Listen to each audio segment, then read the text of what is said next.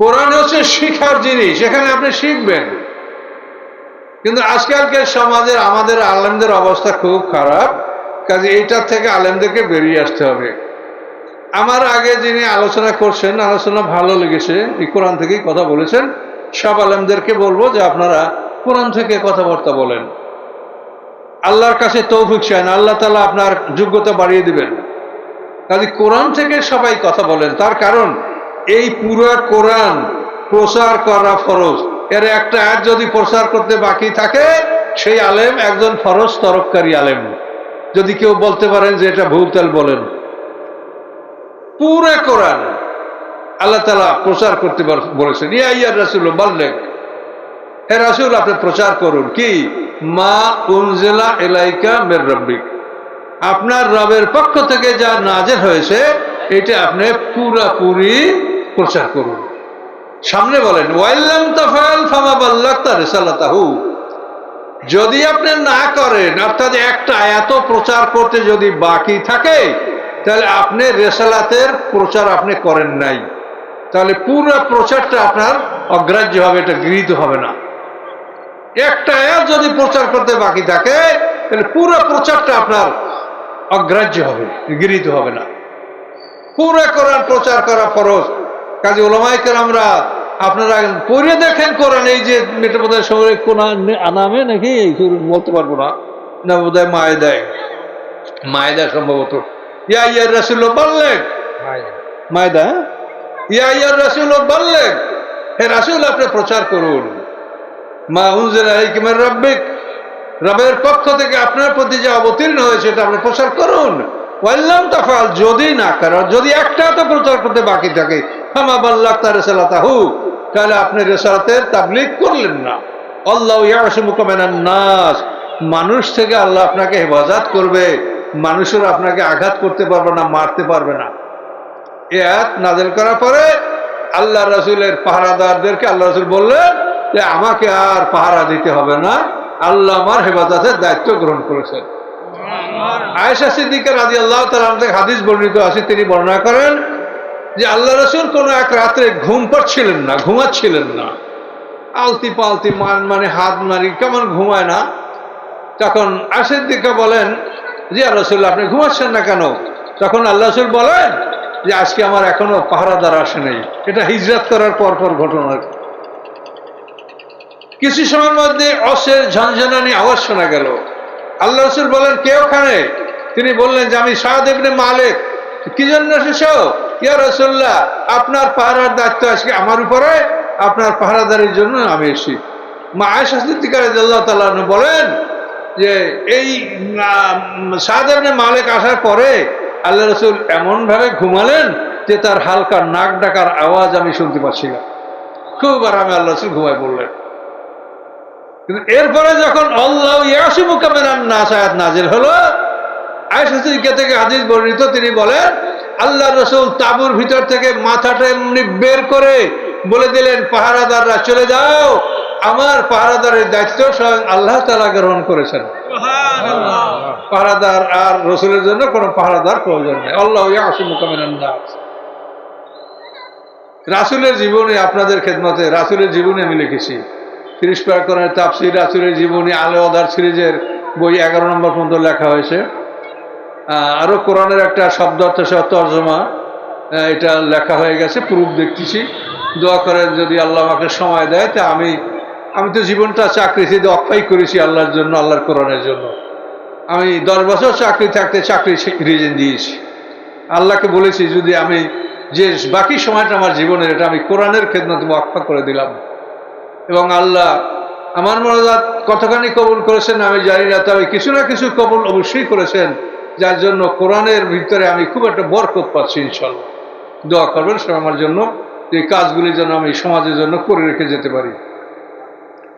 তো সম্মানিত সুধী, তো আমরা যে মোমেন এবং কাফের কুল্লান নুমিদ্দু হাউলা হাউলায়, কুল্লান নুমিদ্দু হাউলা হাউলা মিন আতায় রাব্বিকা ওয়া কানা আতাউ রাব্বিকা মাহজুরা। আর মোমেনদের সম্পর্কে আল্লাহ বলেন ওয়ালাউ বাসাতাল্লাহু রিজকা লিবাদি লা বাগাউ ফিল আরদ, মোমেনদেরকে বলেন যে মোমেনদের সম্পর্কে আল্লাহ বলেন যে আল্লাহ তাআলা মোমেনদের সম্পদ যদি বিস্তৃত করে দেন, বাসাতা মানে ছড়িয়ে দেন, অনেক দেন, লা বাগাও ফিলার, তার পৃথিবী তারা বিদ্রোহ করবে। বেশি ধন সম্পদ হইলে বিদ্রোহ করবে। এই জন্য আল্লাহ বলেন মোমেনদেরকে আমি কন্ট্রোলে রাখি, মোমেনদেরকে বেশি ইহুদি খ্রিস্টানের মতো সম্পদ বাড়াইয়ে দেই না। এটা কোরআনের আয়াত। ওলা কি ইউনাজ্জিলু বিকাদারে মা ইয়াশা, আল্লাহ তাআলা একটা নির্ধারিত পরিমাণ যেটা তিনি পছন্দ করেন এই পরিমাণ তিনি মোমেনদের জন্য নাজেল করেন, কিন্তু কাফেরদেরকে আল্লাহ তাআলা সম্পদ বাড়িয়ে দেন। তাহলে আল্লাহর রহমানের রহিম এটা বুঝতে পারলাম। রহমান মানে যিনি সকলের জন্য দয়ালু, রহিম মানে যিনি মোমেনের জন্য দয়ালু। আল্লাহ তাআলা দুনিয়াতে রহমান, আখিরাতে রহিম। দুনিয়াতে আল্লাহর দয়া সবাই পাচ্ছে, আখিরাতে আল্লাহ তাআলা রহমান নামটা অমিট করে দিবেন, ওটাকে মুছে ফেলবেন, ওটা রাখবেন না। আখিরাতে থাকবেন আল্লাহ রহিম। এই রহিম দয়াটা, রহিম নামের দয়াটা এটা মোমেনরা পাবে, অন্যরা পাবে না। যদি রহমান নামের দয়াটা আখিরাতে থাকতো তাহলে কাফেরদেরকে আল্লাহ নিম্নমানের জান্নাত দিতেন বা দেওয়া আল্লাহর জন্য তার নৈতিক দায়িত্ব থাকতো, কিন্তু আল্লাহ তাআলা এই রহমান নামটা তিনি পরকালে অমিট করবেন। তার নাম থাকবে শুধু রহিম এবং অন্যান্য নাম। আল্লাহর 99টা নাম। এই নামের অর্থ বোঝেন? এই নামগুলি হলো টেলিফোন নাম্বার। যারা বড় অফিসার তাদের দেখবেন একাধিক টেলিফোন থাকে, একাধিক নাম্বার থাকে। তো আল্লাহ তাআলা তিনি আমাদের এই পৃথিবীর জন্য, তার তো এইরকম জগতের মতো কোটি কোটি জগতের মালিক তিনি, মহাবিশ্ব, প্যারালাল ইউনিভার্স, এই সমমানের আরো জগৎ, এটা সম্পর্কে কোরআনেও ইঙ্গিত আছে, বিজ্ঞানীরাও বলেন। তো আল্লাহ তাআলা আমাদের এই জগতের জন্য 99টা টেলিফোন নাম্বার দিয়েছে। যে কোনো নাম্বারে কল করলে এই কল আল্লাহর কাছে যাবে। পরিষ্কার আল্লাহ বলেছেন, কুলিদুল্লাহ আবেদুর রহমানা আইয়াম্মা তাদু ফালাহুল আসমাউল হুসনা। তোমরা আল্লাহকে ডাকো, রহমানকে ডাকো, আইয়াম্মা তাদু, যে নামে তোমরা ডাকো, ডাকতে পারো, ফালাহুল আসমাউল হুসনা, তার সুন্দর সুন্দর কতগুলি নাম আছে। তাহলে এই নামগুলির বাইরে আল্লাহকে ডাকা যাবে না। আপনি যদি খোদা খোদা করেন, এটা আল্লাহর নাম্বারে কল যাবে না। তার কারণ খোদা এটা হলো আরবি শব্দ, আল্লাহর 99টার নাম হলো, খোদা শব্দটা হলো ফার্সি শব্দ, আর আল্লাহর যে 99টা নাম এগুলি সব আরবি। আরবি অক্ষরের মান আছে, নাম্বার আছে।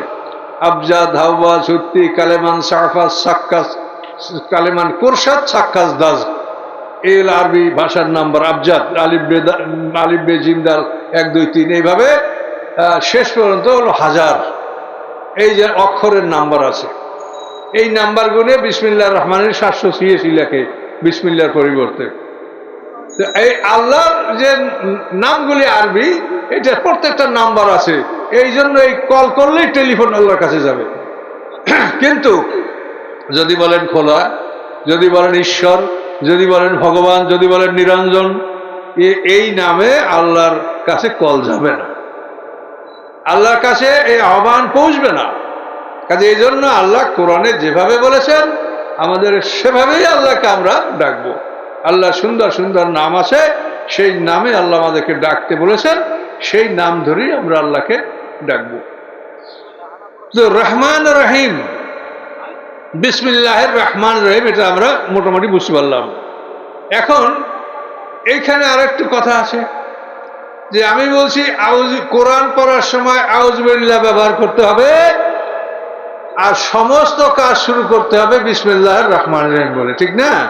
তো এটার কারণটা কি? এটার কারণ হলো আল্লাহ বলছেন যে এই পৃথিবীতে যত ধন সম্পদ এগুলোর মালিক আমি আল্লাহ। কোনো সন্দেহ আছে? এটা কাফেররাও বলে, কাফেরদেরকে যদি বলেন তারাও বলে যে মালিক আল্লাহ। আকাশ, পৃথিবী, নদী, সমুদ্র, গ্রহ, নক্ষত্র সব মালিক আল্লাহ, কাফেররাও বলে। তো এখন আল্লাহ বলেন যে এই সব সম্পদের মালিক আমি, তোমরা আমার বান্দা, আমার কোনো ছেলে মেয়ে নাই। কথা বুঝতে পারছেন? আল্লাহ বলেন যে আমার কোনো ছেলে মেয়ে নাই। আছে? লাম ইয়ালিদ ওয়া লাম ইউলাদ, জন্ম দেন নাই, জন্মগ্রহণও করেন নাই। তা আল্লাহ বলেন আমার ছেলে মেয়ে নাই, স্ত্রী, আত্মীয় স্বজন নাই। তা আমার যে এই সব সম্পদ এগুলো আমি কি করব? আমি এগুলো আমার গোলামদেরকে দিব। বলেন সুবহানাল্লাহ। এগুলো আমি, আল্লাহ বলে, আমার গোলামদেরকে আমি দিব। এখন গোলামকে, এটা বিরাট ব্যাপার। গোলাম হলো যে তার জীবন সম্পত্তি আল্লাহর কাছে জান্নাতের বিনিময়ে বিক্রি করে দিয়েছে, সে হচ্ছে আল্লাহর গোলাম। সূরা তাওবার 111 নম্বর আয়াত দেখেন, ইন্নাল্লাহা আশতারা মিনাল মুমিনিনা আনফুসাহুম ওয়া আমওয়ালাহুম বিআন্না লাহুমুল জান্নাহ। তাহলে গোলাম কারা? গোলাম কাকে বলে? প্রত্যেকটা কথার ব্যাখ্যা এত, যেগুলি বলতে গেলে তাফসীর তো আমরা আগাতে পারি না। গোলাম কোথায় পাওয়া যায়? গোলামের আসলে ব্যাখ্যাটা কি? গোলাম হচ্ছে,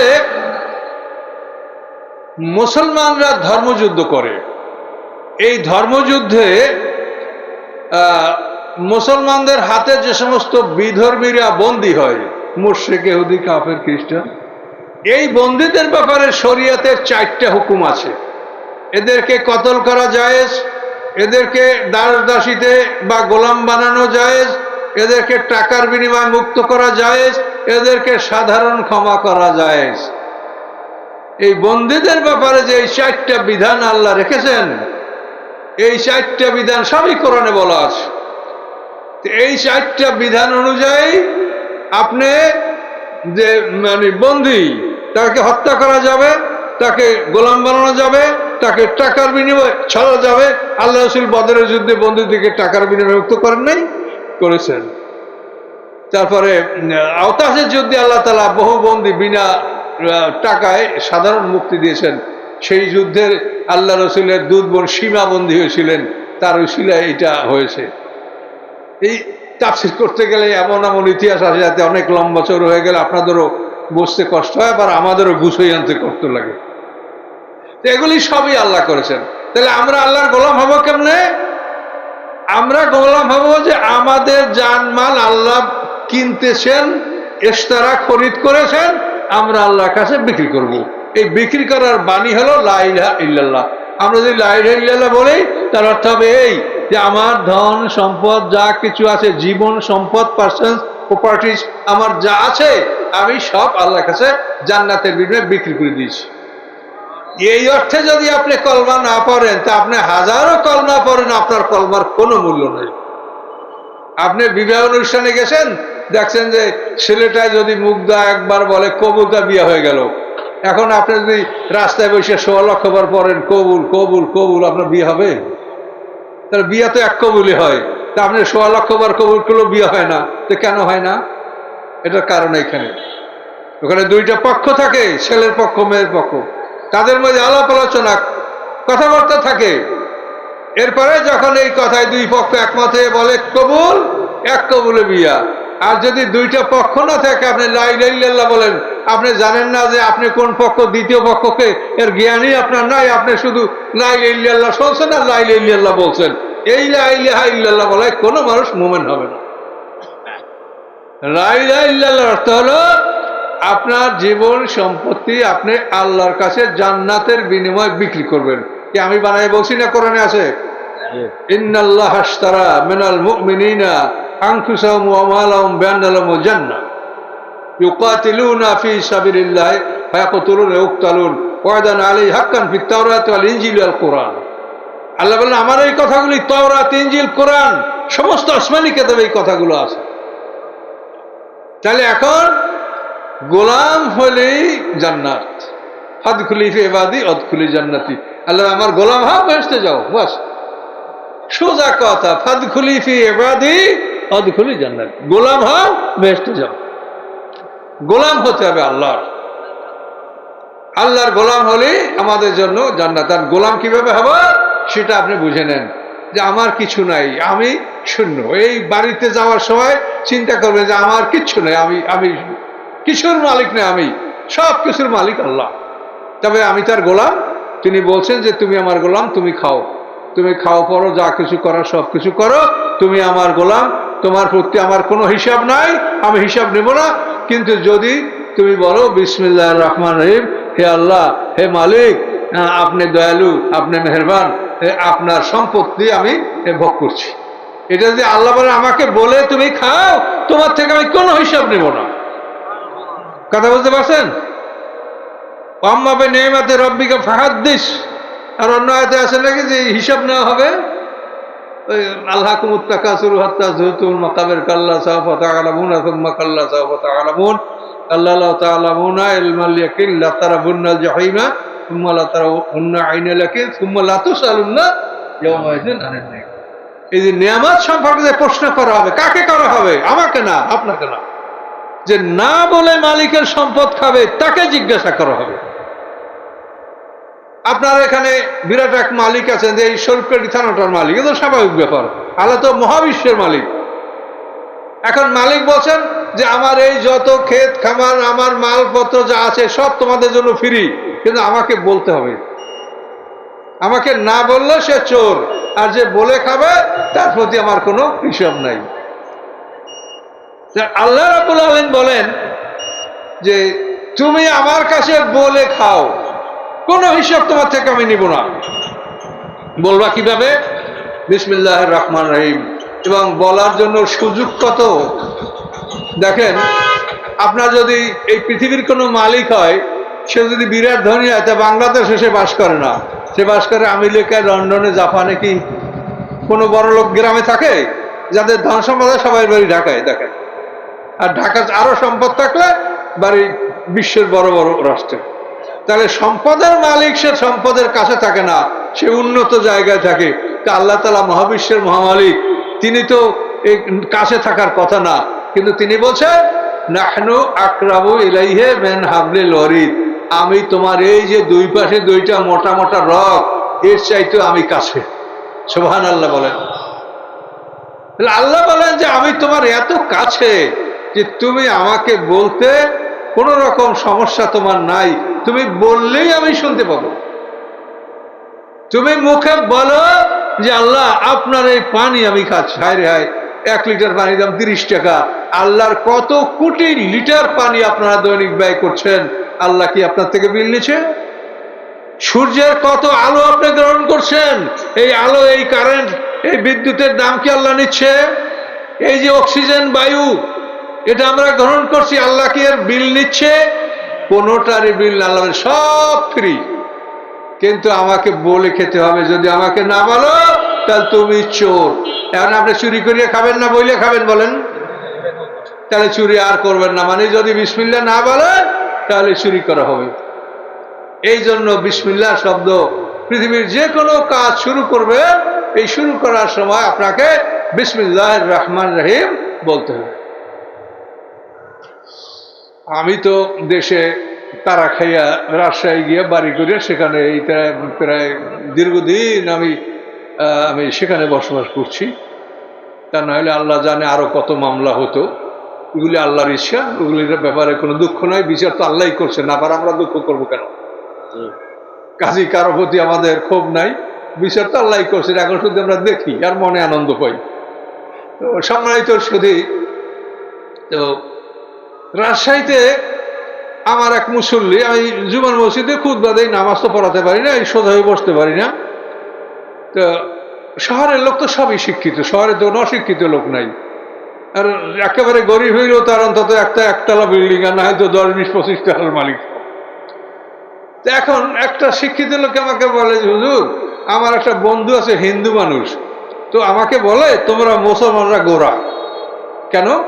যে আমরা একটা ছাগল কাটিয়া পাক করি, তোমরা কয় এটা হারাম, আর তোমরা একটা ছাগল কাটিয়া পাক করো, এটা হালাল। কি ব্যবধান? তোমরা রক্ত ফলাইয়ে দিয়া গোশ পাক করো, আমরা রক্ত ফলাই দিয়া গোশ পাক করি। এখন আমাদেরটা হারাম, তোমাদেরটা হালাল, এটা তোমাদের গোরামি। এখন ওই লোক বড় শিক্ষিত, ওর বন্ধু মানুষ বলছে, এখন হুজুর আমি তো আর জব দিতে পারছি না আমার বন্ধুকে।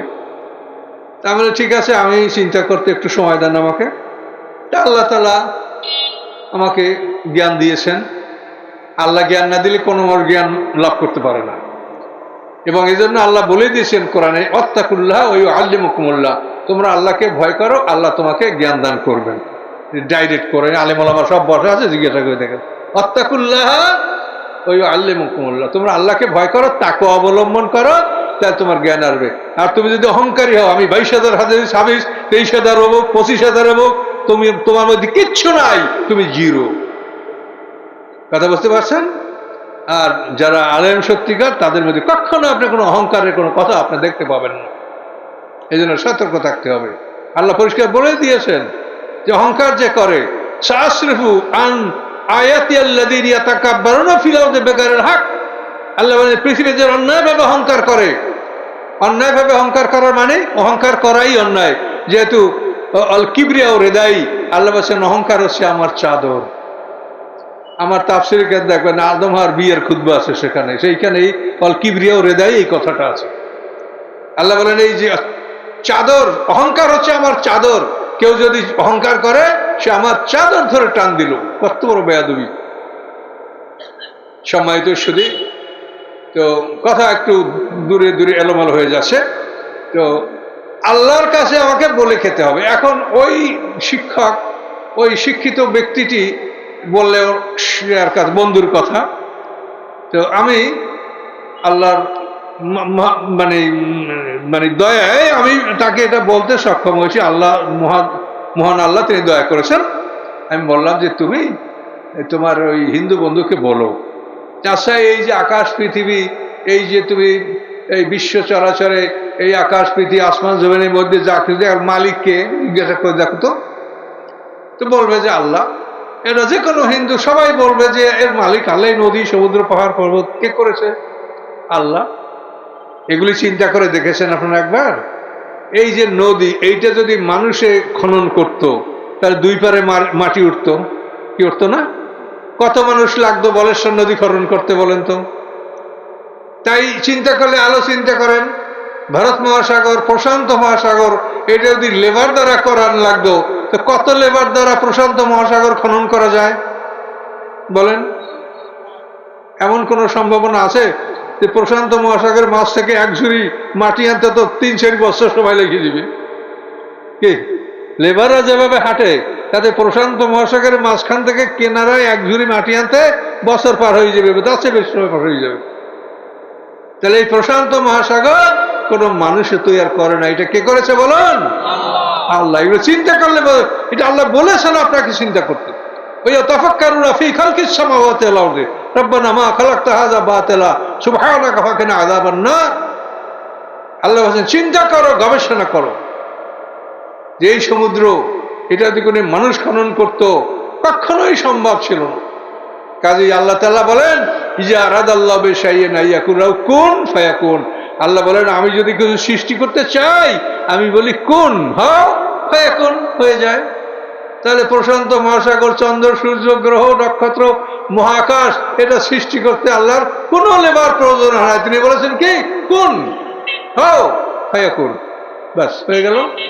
এই হচ্ছে আমাদের আল্লাহ। এই কে বলেন? এই আল্লাহ আপনার কাছে। কোথায়? আপনার গলার কাছে। আপনি তার জিনিস খাবেন, তাকে বলে খান। এই জন্য আপনাকে কোথাও অফিসে যাইতে হবে না, তার বাড়ি যাইতে হবে না, তাকে খোঁজ করতে হবে না।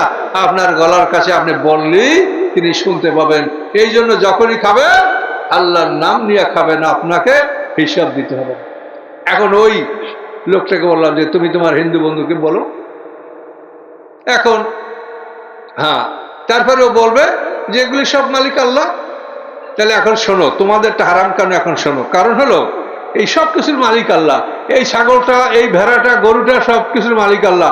এই গরুটা যখন আমরা খাবো, তখন আল্লাহর নাম নিয়ে বিসমিল্লাহ আল্লাহু আকবার বলে ওকে কাইটে খাই। আল্লাহ জানলো যে আমি আল্লাহর একটা গরু আমি খেলাম, আমরা সবাই মিলে খাচ্ছি। আল্লাহ জানছে না? আমরা যখন বিসমিল্লাহ আল্লাহু আকবার, আল্লাহ জেনেছে যে আমার বান্দারা আমার একটা গরু খেলো। কিন্তু তুমি হিন্দু, তুমি যখন এই ছাগলটা কাইটে খাও, তখন কি তুমি মালিককে বলো যে মালিক আপনারটা ছাগল খাচ্ছি আমি? অবাক না, আমি তো তা বলি না। তুমি যখন বলো না, তখন তুমি চোর। তুমি মালিককে না বলে খাচ্ছ। কাজী তোমার মালটা হলো চোরা মাল, আর আমারটা হলো হালাল। এই জন্য আমরা মুসলমানরা চোরা মাল খাই না, এই জন্য তোমারটা খাওয়া যাবে না। কি বলতে পারছেন? তাহলে এইগুলো আপনি বুঝে নেন। বিসমিল্লাহ আমাদেরকে কেন পড়তে হবে, বিসমিল্লাহ কেন বলতে হবে, এখন বুঝেছেন? কোরআন পড়ার আগে আউযুবিল্লাহ পড়বেন, পৃথিবীর যে কোনো জিনিস ভক্ষণ করার আগে বিসমিল্লাহির রহমানির রহিম বলবেন, যদি ভুলে যান তাহলে বিসমিল্লাহ আলা আউয়ালি ওয়া আলা আখিরি বলবেন। এভাবে আল্লাহ রাসূলের হাদিস আছে যে কয়েকজন সাহাবীদেরকে নিয়ে আল্লাহ রাসূল খানা খাচ্ছিলেন, এর মধ্যে একজনে বিসমিল্লাহ বলে নাই। হঠাৎ করে আল্লাহ তার হাত ধরলেন, এই তোমার সাথে শয়তান একা আছে, বলো বিসমিল্লাহ আলা আউয়ালি ওয়া আলা আখিরি।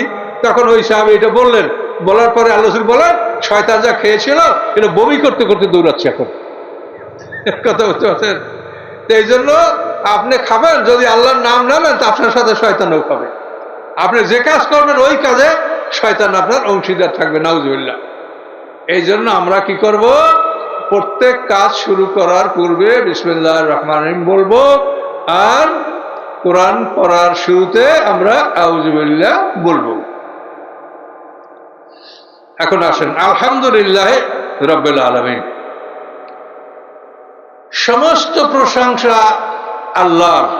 এখন আল্লাহকে রব্বুল আলামিন, যিনি এই মহাবিশ্বের প্রতিপালক, তিনি এই সৃষ্টিকুলের প্রতিপালক, সবাইকে তিনি লালন পালন করেন, সমস্ত প্রশংসা তার। আল্লাহ ছাড়া কারো প্রশংসা নাই। আপনারা আমরা প্রশংসা করি কার? একটা ছেলে পরীক্ষায় ফার্স্ট হয়েছে, একজনে ভালো ওয়াজ করছে, একজনে ভালো গান গাইছে, একজন ইলেকশন জিতেছে, এই সমস্ত কৃতিত্বের জন্যই তো আমরা প্রশংসা করি। কিন্তু আল্লাহ বলেন যে শোনো, এই সব কিছুর মূলে আমি আল্লাহ। আমি যদি ওকে ব্রেন না দিতাম তো সারা পৃথিবীর প্রাইভেট মাস্টার দ্বারা পড়াইলে ও ফার্স্ট হইতে পারতো না। কি পারবে? 10 জন প্রাইভেট মাস্টার দেয়, যার ব্রেন নাই সে ফার্স্ট হবে? আর যার ব্রেন দেশে আল্লাহ, ও কোনো প্রাইভেট লাগবে না, একা একা পড়িয়া ফার্স্ট। কি এই জন্য আল্লাহ বলেন, তোমরা যে প্রশংসা করো কিসের জন্য করো? কাজেই সেখানে দেখবা মূলে আমি আল্লাহ রয়েছি, আমি আল্লাহ রয়েছি, আমি আল্লাহ এটা দিয়েছি। এই জন্য যে কোনো জিনিসের প্রশংসার যোগ্য কোনো কিছু তোমার কাছে আসে, তুমি বলবা আলহামদুলিল্লাহ। প্রশংসাটা করবে কার? আল্লাহ। পরীক্ষায় ফার্স্ট হয়েছে, আলহামদুলিল্লাহ। আমার ছেলে এফএলএস পেয়েছে, মেয়ে গোল্ডেন পেয়েছে, বলবেন কি? আলহামদুলিল্লাহ। এটা আল্লাহর ইচ্ছা, আল্লাহ ব্রেন না দিলে এটা করতে পারতো না। এই জন্য সমস্ত প্রশংসা কার? আল্লাহর। কিন্তু আমরা এগুলি মানতে পারছি না। আমরা কিন্তু নিজেদের প্রশংসা, মানুষের প্রশংসা আমরা ব্যাপকভাবে করছি। কি আপনাদের কষ্ট লাগছে তাফসীর শুনতে? আমারও কষ্ট লাগে, বেশি সময় আমি করব না। এই যেটুকু বলি একটু ভালো করে মনে রাখবেন, উঠে যায় না, একটু কষ্ট করে শোনেন। আর যদি বেশি কারো জরুরি হয় তা স্তন্দের সিঁড়ি আবার বসে নাই। তাফসীর কোথায় পাবেন? কোরআনের তাফসীর খুব দুর্লভ সমাজে, আপনারা তো নিজেরাই বুঝতেছেন। সম্মানিত আলহামদুলিল্লাহ রাব্বুল আলামিন, সমস্ত প্রশংসা কার? আল্লাহ, যিনি রব্বুল আলামিন, এই মহাবিশ্বের তিনি পালনেওয়ালা। আলহামদুলিল্লাহ যাক, তারপর রব্বুল আলামিন বলবো। এখন সমস্ত প্রশংসা আল্লাহর। আমরা সমাজে এই যে নিজেরা শব্দগুলি ব্যবহার করি, ওই অলি, কামেল, কুতুব, কাইয়ুমুজ্জামান, কুতুবুল আকতাব, এই যে খেতাবগুলি আমরা ব্যবহার করি, এগুলি ব্যবহার করার কি যুক্তি আছে? এগুলি ব্যবহার করার কোনো যুক্তি নাই। কোরআনের যে কথা সত্য তা আমাদের সবাইকে বলতে হবে। কাজেই এই জন্য আমরা প্রশংসা করবো আল্লাহর।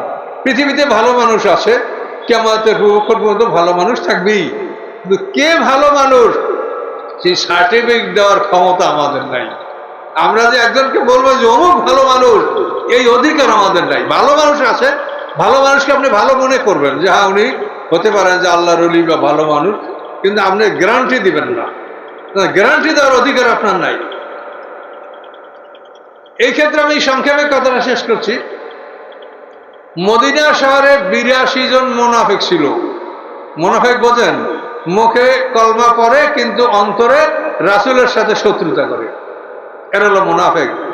মুনাফিক চেনার জন্য আল্লাহ রাসূল বলেছেন, আরবাউ মান কুন্না ফিহি কানা মুনাফিকান খালিসান। 4টা স্বভাব যার মধ্যে থাকবে সে হবে খাঁটি মুনাফিক।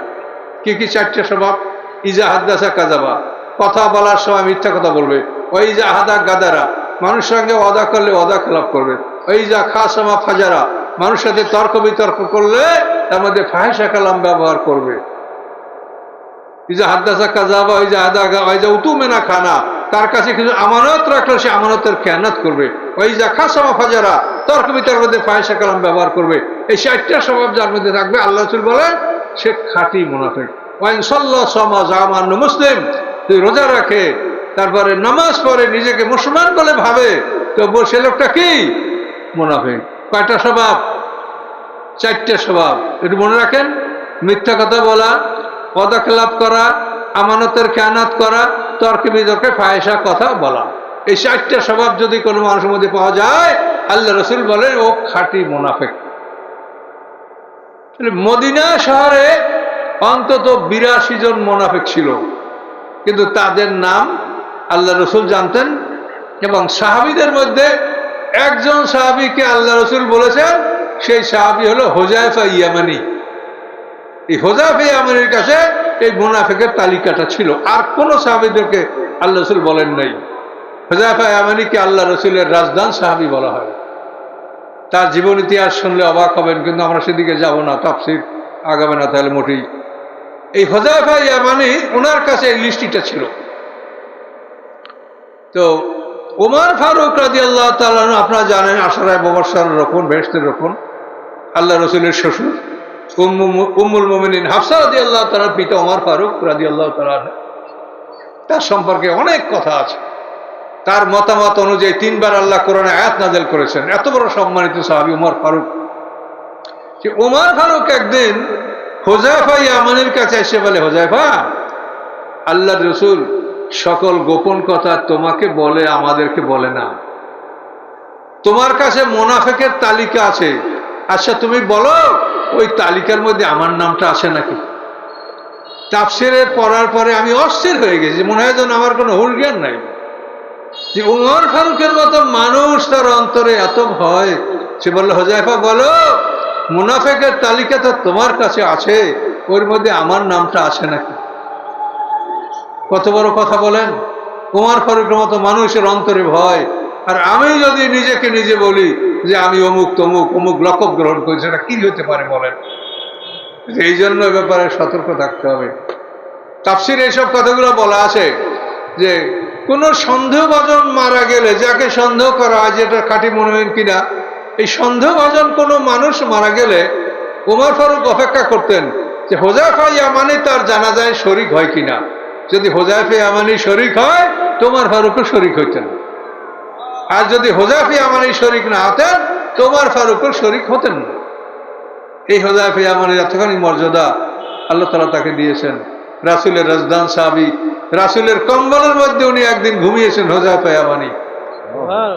আহজাব যুদ্ধের ইতিহাস আপনার ইউটিউবে শুনবেন, আমার হাজার হাজার আলোচনা আছে। হয়তো আপনাকে 2টা টাকা ব্যয় হবে, কিন্তু শুনতে পাবেন অনেক কথা। এই হুযায়ফা ইয়ামানি আল্লাহ রাসূলের কদমের কাছে একই ল্যাপের মধ্যে ঘুমিয়েছেন। তিনি বলেন যে আমি আল্লাহ রাসূলের কাছে এমনভাবে ঘুমিয়েছিলাম যে আল্লাহ রাসূলের পায়ের তলা আমার বক্ষে স্পর্শ করতেছিল। এমত অবস্থায় আমি আল্লাহ রাসূলের পায়ের কাছে, রাসূলের কম্বলের মধ্যে আমি ঘুমিয়েছিলাম। ফজরের আজান পর্যন্ত আমি এভাবে ঘুমিয়ে থাকলাম। ফজরের আজানের সময় আল্লাহ রাসূল আমাকে ডাক দিয়ে বললেন, কুম ইয়া নাওমান, হে ঘুমন্ত জাগো। তখন আমি জাগ্রত হলাম। তো এই জন্য আপনি ভালো মানুষকে ভালো মনে করবেন, কাউকে খারাপ মনে করবেন না। সকলকেই মনে করবেন যে আমার সাথে সে ভালো হতে পারে, কিন্তু নিশ্চিত করে বলা যাবে না যে এই লোকটাই ভালো, এইরকম নিশ্চিত করতে পারবেন না। আশরাফ আলী থানভী রাহমাতুল্লাহ মতামত দেখেন, তিনিও এই কথাগুলি বলেছেন। এই জন্য সমস্ত প্রশংসা আল্লাহর, আল্লাহ ছাড়া কারো প্রশংসা নাই। এখন আল্লাহর পরিচয়টা কি? রব্বুল আলামিন। তিনি সারা বিশ্ব জগতের পালনেওয়ালা, সমস্ত জগৎকে তিনি পালেন। তিনি রব, পালনেওয়ালা। কিভাবে পালেন? প্রত্যেকটা প্রাণী দুদিক থেকে খাদ্য গ্রহণ করে, নাক থেকে, মুখ থেকে। আমরা যে মুখের খাবারটা খাই, এটা আমরা উপার্জন করে, কামাই করে খাই, এবং এইটা যদি আমরা খেতে না পারি, সাথে সাথে আমরা মরব না। কিন্তু নাক থেকে যে খাদ্যটা আমরা গ্রহণ করি, সেই খাদ্যটা যদি আমরা গ্রহণ না করি, তো 5 মিনিটও আমরা বাঁচতে পারবো না। কি পারবো? নাকের খাদ্য বন্ধ করলে 5 মিনিটও কেউ বেঁচে থাকবেন? কেউ বেঁচে থাকতে পারবেন না। তাহলে নাকের খাদ্য, মুখের খাদ্য। এখন আল্লাহ বলেন যে দুইটা খাদ্য আমি সংগ্রহ করি, আমি সরবরাহ করি, কিন্তু তোমরা এই নাকের খাদ্যটা তো নিজেরা জোগাড় করে খেতে পারবে না, তোমার মরে যাবে। কাজে এই জন্য তোমাদের নাকের খাদ্যটা আমি ডাইরেক্ট তোমাকে সরবরাহ দিচ্ছি, আর মুখের খাদ্যটা তোমরা একটু খাইটা পিঠা খাও। সকলে বলুন সুবহানাল্লাহ।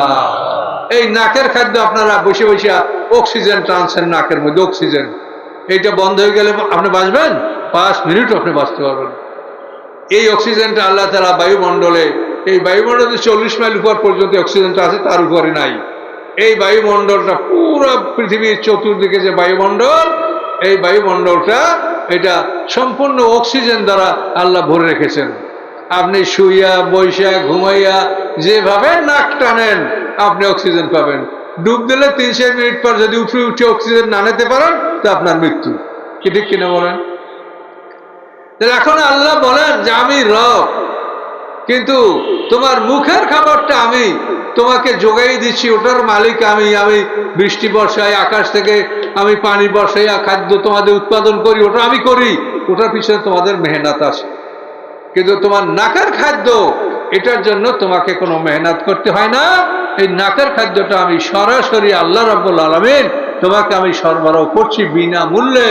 সকলে বলুন সুবহানাল্লাহ। দেখেন সত্য কিনা। হাসপাতালে আপনি অক্সিজেন ব্যবহার করে দেখেন 1 সপ্তাহে কত বিল হচ্ছে আপনার। আর আল্লাহ তাআলা সারা বিশ্ব অক্সিজেন দিয়ে ভরে রেখেছেন, এই অক্সিজেনের কোনো বিল আল্লাহ আমাদের থেকে নিচ্ছেন না। তিনি চাচ্ছেন যে তোমরা আমার শুকর আদায় করো। লা ইন শাকারতুম লা আযীদান্নাকুম, আমার শুকর আদায় করো, আমি তোমাদেরকে নেয়ামত আরো বাড়িয়ে দেব। এই জন্য আপনারা এই বিষয়গুলি বোঝেন। তাহলে রব কাকে বলে? যিনি সরবরাহ করেন জীবিকা, মুখের খাদ্য, নাকের খাদ্য। প্রত্যেকটা প্রাণী, পশুরা তারাও দুইটা নাক এবং মুখ থেকে খাদ্য গ্রহণ। গাছপালা শিকড় দ্বারা খাদ্য খায়, আবার পাতার সাহায্যে খাদ্য খায়। প্রত্যেকটা প্রাণী দুই দিক থেকে খাদ্য গ্রহণ করে। কাজেই আমরা যারা এই পালমোনারি ফুসফুস ধারণকারী প্রাণী, আমরা এবং অন্যান্য জীব জানোয়ার, এই যে জঙ্গলে যত জীব জানোয়ার থাকে, বাঘ, ভালুক, শিয়াল, হরিণ, বানর, হনুমান, এগুলিতে যে গ্যাসটা ছাড়ে কার্বন, এটা কিন্তু গাছের খাবার। এটা না হলে গাছ বাঁচত না। আল্লাহ তাআলা জঙ্গলকে বাঁচিয়ে রাখার জন্য জঙ্গলের মধ্যে বাঘ, ভালুক, শিয়াল, বানর, হরিণ, কত প্রাণী আল্লাহ সৃষ্টি করেছেন। এই প্রাণীগুলি যে নাক থেকে যেটা ছাড়ে কার্বন, এইটা গাছপালায় খাইয়া গাছপালা বেঁচে থাকে। আর গাছপালা যেটা কার্বন ছাড়ে, মানে অক্সিজেন ছাড়ে, সেইটা খাই আবার আমরা এবং অন্য প্রাণীরা বাঁচি। তো আল্লাহ রাব্বুল আলামিন এমন কৌশল করে সমস্ত বিশ্বজগতের এই নীলা খেলা তিনি যেমনভাবে ছড়িয়ে রেখেছেন, এগুলো চিন্তা গবেষণা করলে আমাদের ঈমান বাড়বে। আর ঈমান বাড়লে তখন তার আমল সহজ হবে। ঈমান যদি না বাড়ে তো আমল সহজ হবে না, আমল করতে কঠিন লাগবে, ইচ্ছাই করবে না। কাজে ঈমান বাড়ানোর জন্য আপনাকে কোরআনের এই সমস্ত কথাগুলি শুনতে হবে। আমি সুকৃতান বলছি, আমার এই ফাতিহার তাফসিরটা ইউটিউবে আছে, আপনারা দেখেন। সেটা এখন পর্যন্ত 2,40,000 মানুষে এটা শুনেছে, আমার ফাতিহার তাফসির।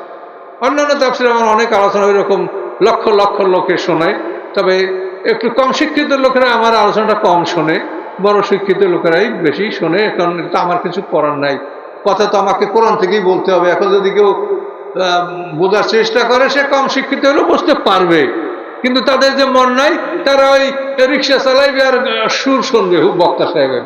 সেরকম চিন্তা করলে তো আর হবে না। কথা শুনতে হবে মন দিয়া, তাহলে আপনি বুঝতে পারবেন, জ্ঞান পাবেন। কোরআন শরীফের এই বিসমিল্লাহ থেকে নাস পর্যন্ত 30 পারা কোরআনের সব তাফসির আমার ইউটিউবে দেওয়া আছে, দেখেন। রাসূলের পুরো জীবনী এবং খোলাফায়ে রাশিদিনের মোটামুটি প্রয়োজনীয় জীবনী আব্বাসির পর্যন্ত এই সবগুলি আছে। এগুলো আপনারা ইউটিউবে খুঁজলে আপনারা পাবেন। যারা জ্ঞানী তারা এগুলো খুঁজে বের করেন এবং আপনারা জ্ঞান পাবেন। তাহলে এখন আমরা কোন পর্যন্ত আসলাম? আলহামদুলিল্লাহ রাব্বিল আলামিন।